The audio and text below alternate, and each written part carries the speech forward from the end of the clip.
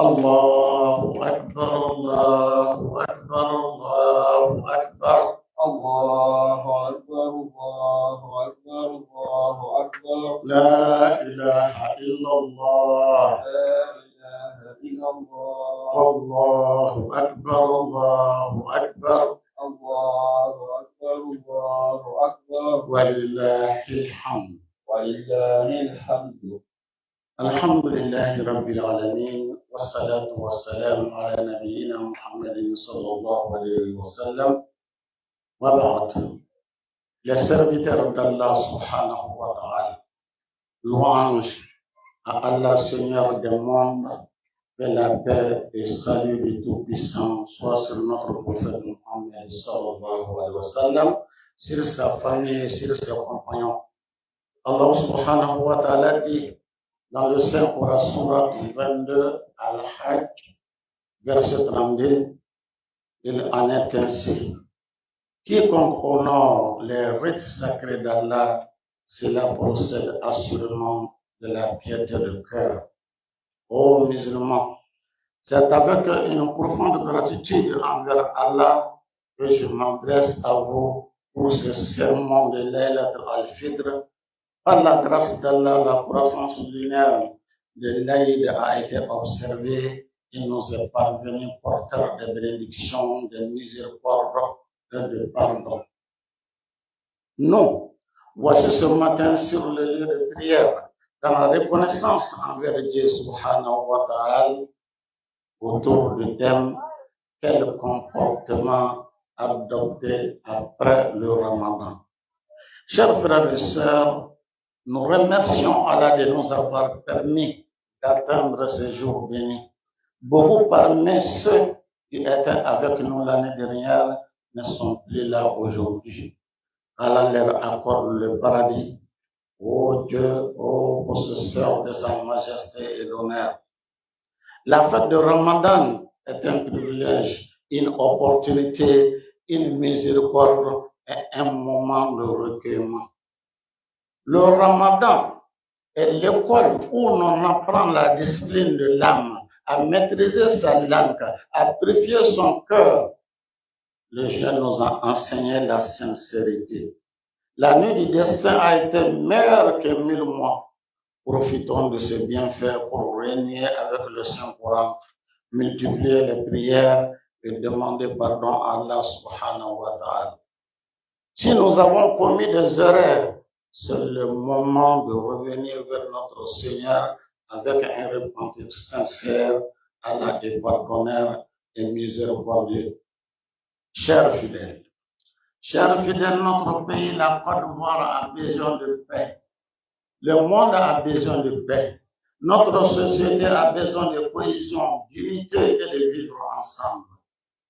Dieu dit dans la sourate Yunus, verset 25, Allah appelle à la demeure de la paix et qui guide, qui veut vers un droit chemin.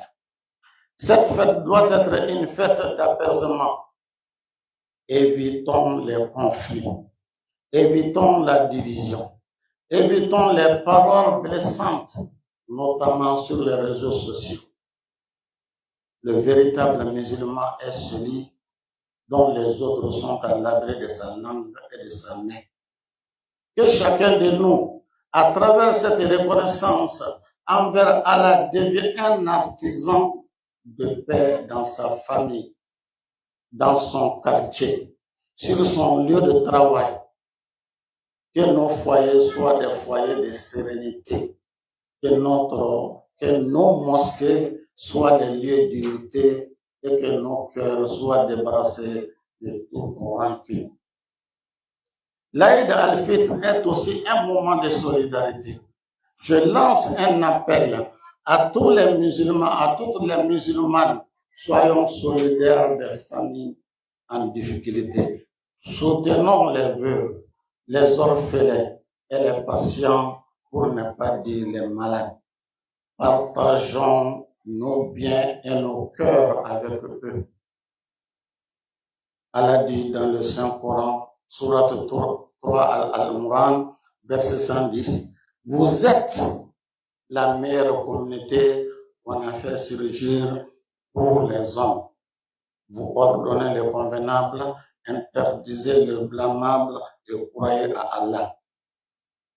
Chers parents, les serviteurs d'Allah, notre religion nous enseigne également la discipline, le respect des éléments, respect des imams, respect des autres, respect des engagements, sincérité envers Allah, envers le prophète Mohammed sallallahu alayhi wa sallam et envers nos prochains. Notre religion est une religion d'ordre, de respect mutuel, de responsabilité. Le prophète Mohammed sallallahu alayhi wa sallam nous a rappelé que sa mission était de parfaire les nobles caractères. Si le véritable fruit de Ramadan doit se traduire par l'amélioration de notre comportement, plus d'honnêteté, plus de patience, plus de justice, plus de respect, notre jeune nous apprend par le meilleur caractère, alors nous devons nous interroger. Profitons de chaque jour qu'Allah nous accorde. Ne remettons pas nos bonnes résolutions à demain. Multiplions les invocations, multiplions les bonnes œuvres. Demandons à Allah de purifier nos cœurs et d'accepter nos doigts et nos prières. Mes chers parents, chers frères et sœurs en islam, sur ce, je prie Allah subhanahu wa ta'ala d'accorder la paix, la sérénité, la tranquillité et la stabilité à notre cher pays, la Côte d'Ivoire, d'unir nos cœurs et d'accepter nos adorations. Allahumma amin.